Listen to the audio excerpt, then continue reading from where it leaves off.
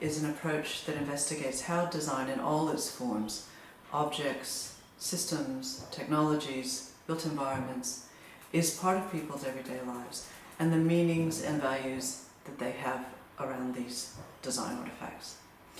This means methodologies that are immersed in people's lives along with them, and they can really find out how they understand their surroundings and examples of design in it. And so in this video, I'm going to talk about how we've used GoPro cameras or body-mounted cameras like this one in our research, taking you through some examples that exemplify a couple of important principles. The first is that GoPros are really good at showing people as they're immersed in their environments. Not only do they show the body in space, but they show what's around the body. And they're constantly reminding the viewer of GoPro footage of how the body is moving and what the body is doing. This brings us to the second really important affordance of GoPros, is that they're excellent at showing and helping us to think with movement. In fact, GoPros were designed specifically to show movement. So not only can we see the body moving through space, but we can also see the movements of the body, especially if you're wearing one, as our shoulders and our gait changes as we move along. So this means that they're a really good research tool in environments where there's a lot going on. So, for my first example, I'm going to show you some footage from some research that I did in Melbourne last year with Tim, Edensor and Sarah Pink, where we were interested in looking at lighting and urban atmospheres. So in this project, I wore a GoPro camera and Tim, Sarah and I went for a long walk through Melbourne's central business district.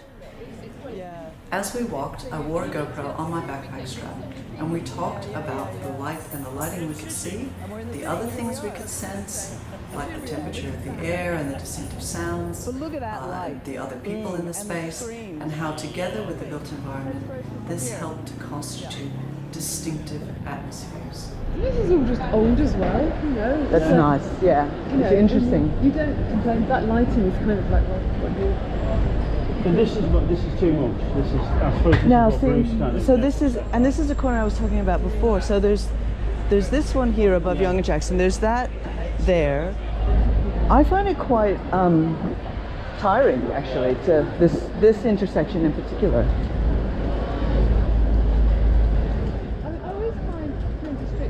Nice to look at as I approach. Yeah. The GoPro made a video trace of this walk, including our extended conversation, creating research materials that we could edit, analyze, and write about later.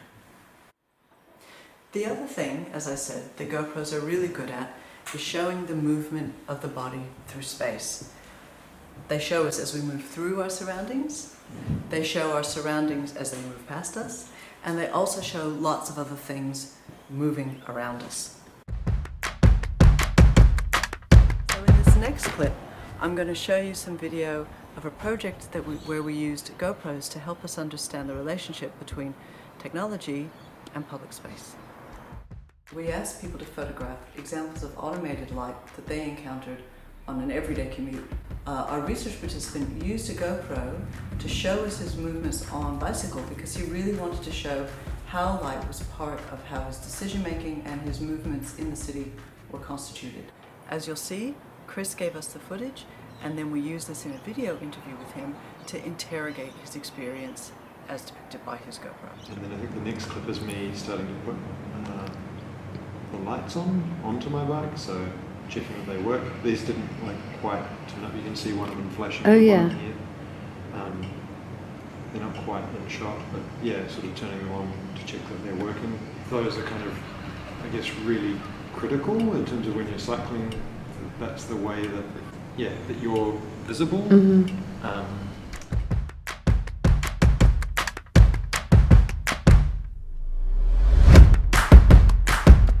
In one final example, we used GoPros to investigate fitness self-tracking amongst people who cycle commuted every day. So this was in several parts. First, we gave our research participants a GoPro camera to wear on their helmet or on their handlebars and make a recording of one of their daily commutes. Then they gave us the footage back and we edited it down into a shorter version. And then we did a video interview with the participants and their GoPro footage to find out what they were feeling and thinking as they moved through their normal commute. This enabled us to see how self-tracking technologies, data, bicycles, bodies, and the urban built environment all came together to create a sense of what we called datified space.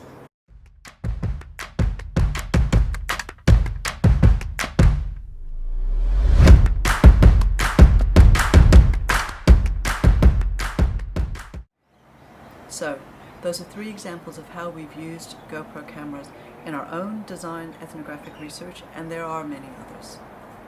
I hope you enjoyed the video, and thank you for watching.